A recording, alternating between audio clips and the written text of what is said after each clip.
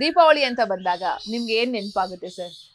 100% ದೀಪಾವಳಿ ನಾವು ಸಂಭ್ರಮ ಪಡೋದು ಬಾಲ್ಯದಲ್ಲಿದ್ದಾಗ.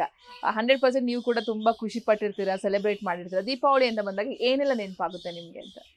ದೀಪಾವಳಿ ಅಂದಾಗ ನನಗೆ ಮೊದಲು ನೆನಪಾಗೋದು ನಾವು ಚಿಕ್ಕಂದಿನಲ್ಲಿ ಪಟಾಕಿಗಳು ಹಚ್ತಾ ಇದ್ದಿದ್ದು. ನಾವೆಲ್ಲ ನಮ್ಮ ಕಸಿನ್ಸು ನಾವೆಲ್ಲ ಸೇರ್ಕೊಂಡು ಊರುಗಳಲ್ಲಿ ಸೇರ್ತಾ ಇದ್ವಿ, ಇಲ್ಲ ನಮ್ಮ ಮನೆಗಳಲ್ಲಿ ಸೇರ್ತಾ ಇದ್ವಿ. ಆ ಒಂದೊಂದು ವಾರ ಪಟಾಕಿ ಹಚ್ಚೋದು, 4 ದಿನ ಪಟಾಕಿ ಹಚ್ಚೋದು ಚಿಕ್ಕವರು ಇದ್ದಾಗ ಅದೊಂದು ನೆನಪು ಬರುತ್ತೆ. ಆದ್ರೆ ಒಂದು ವಯಸ್ಸಾದ್ಮೇಲೆ, ಒಂದು 10-12 ವಯಸ್ಸಾದ್ಮೇಲೆ ನಮ್ಮ ಶಾಲೆಗಳಲ್ಲೂ ಕೂಡ ಇಲ್ಲ ಇದೆಲ್ಲ ಪರಿಸರ ಮಾಲಿನ್ಯ ಆಗುತ್ತೆ ಅದು ಇದು ಅಂತೆಲ್ಲ ಹೇಳಿದ್ಮೇಲೆ ನಾವು ಸಂಪೂರ್ಣವಾಗಿ ನಿಲ್ಸಿದ್ವಿ. ನಾವು, ನಮ್ಮ ಸ್ನೇಹಿತರು, ನಮ್ಮ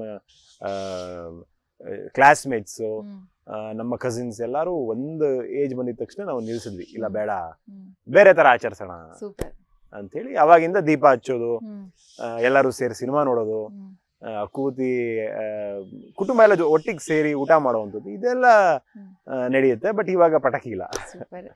ನವೆಂಬರ್ 14ಕ್ಕೆ ಸಿನಿಮಾ ರಿಲೀಸ್ ಆಗ್ತಾ ಇದೆ. ನಿದ್ದೆ ಅಂತೂ ಮಾಡಕ್ ಸಾಧ್ಯನೇ ಇಲ್ಲ. ನಿದ್ದೆ ಮಾಡ್ತೀನಿ ಅಂತ ಮಲ್ಕೊಂಡ್ರು ಕೂಡ ನಿದ್ದೆ ಬರೋದಿಲ್ಲ. ಆ ತರದ ಸಿಚುವೇಶನ್ ನೀವಿದ್ರ. ದಿನಗಳು ತುಂಬಾ ಕಡಿಮೆ ಇದೆ. ಹೇಗ್ ಪ್ರಮೋಷನ್ ಮಾಡ್ಬೇಕು ಅನ್ಕೊಂಡಿದೀರಾ? ಅದ್ಭುತವಾದ ಒಂದು ಪ್ರಾಡಕ್ಟ್ ರೆಡಿ ಮಾಡಿದೀರಾ. ಆ ಪ್ರಾಡಕ್ಟ್ ಅನ್ನ ಈಗ ಜನರಿಗೆ ತೋರಿಸ್ಬೇಕು. ನಿಮ್ಮ ತಯಾರಿ ಹೇಗಿದೆ ಅಂಡ್ ಹೇಗೆ ವಿಭಿನ್ನವಾಗಿ ಪ್ರಮೋಷನ್ ಮಾಡ್ಬೇಕು ಅಂತ ಅನ್ಕೊಂಡಿದೀರಾ? ಈಗ ನಿಮಗೆ ಟೀಸರ್ ಬಿಡುಗಡೆಯ ಸಂದರ್ಭದಲ್ಲಿ ನಮ್ಮ ನಿರ್ದೇಶಕ ಗುರುಗಳು ಆದಂತ ಸಿಂಪಲ್ ಸುನಿ ಅವರು ಒಂದು ಮಾತು ಹೇಳಿದ್ರು. ಕೆಲವು ಚಿತ್ರಗಳಿಗೆ ಪ್ರಮೋಷನ್ ಮಾಡಿ ಬಿಡುಗಡೆ ಮಾಡಬೇಕು, ಕೆಲವು ಚಿತ್ರಗಳು ಬಿಡುಗಡೆ ಆದ್ರೆ ಸಾಕು ತಾನಾಗ್ತಾನೆ ಅದ ಪ್ರಚಾರ ತಗೊಳುತ್ತೆ ಅಂತ.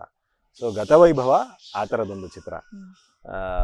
ಮೊದಲನೇ ದಿನದ ಮೊದಲನೇ ಶೋನ ಆಡಿಯನ್ಸ್ ಏನಿರ್ತಾರೆ, ಪ್ರೇಕ್ಷಕರು, ಅವರು ಬಂದು ಹೊರಗಡೆ ಮಾತಾಡ್ತಾರೆ ಗತವೈಭವದ ಬಗ್ಗೆ. ಅವ್ರು ಅದನ್ನ ಸಾರ್ತಾರೆ ಜನಕ್ಕೆ. ಇಲ್ಲ, ಒಳ್ಳೆ ಸಿನಿಮಾ ಬಂದಿದೆ, ನೀವು ನೋಡಿ, ಇದನ್ನ ಗೆಲ್ಲಿಸ್ಬೇಕು. ಕನ್ನಡ ಸಿನಿಮಾ, ಈ ತರದೊಂದು ಸಿನಿಮಾ ಕನ್ನಡದಲ್ಲಿ ಪ್ರಯೋಗ ಆಗಿದೆ ಅಂದ್ರೆ ನಾವು ಇದನ್ನ ಗೆಲ್ಲಿಸ್ಬೇಕು ಅನ್ನುವಂಥ ಮಾತನ್ನ ಮೊದಲನೇ ಶೋನಲ್ಲಿ ನೋಡುವಂತ ಪ್ರೇಕ್ಷಕರು ಹೇಳ್ತಾರೆ.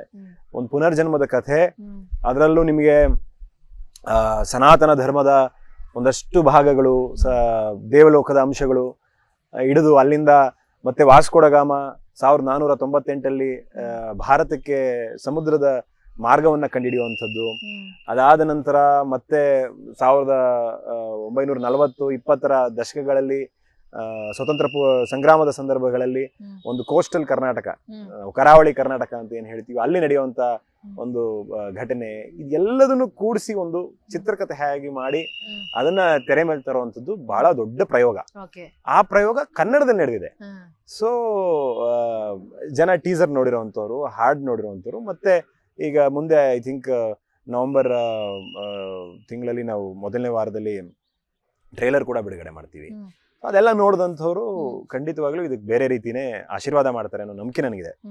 ನೀವು ಪ್ರಮೋಷನ್ಸ್ ವಿಚಾರ ಹೇಳ್ದಂಗೆ ರೆಗ್ಯುಲರ್ ಪ್ರಮೋಷನ್ಸ್ಗಳು ಏನೇನು ಮಾಡಬೇಕು ಅದೆಲ್ಲ ಮಾಡ್ತೀವಿ. ನಿಮ್ಗಳದೆಲ್ಲ ಸಹಕಾರ, ಮಾಧ್ಯಮ ಮಿತ್ರಗಳು, ನಿಮ್ಗಳ ಸಹಕಾರ, ಪ್ರೀತಿ ಅವಶ್ಯಕತೆ, ನಮ್ಮ ಕನ್ನಡ ಪ್ರೇಕ್ಷಕರು ಎಲ್ಲರ ಆಶೀರ್ವಾದ ಇದೆಲ್ಲ ಅವಶ್ಯಕತೆ ಇದೆ.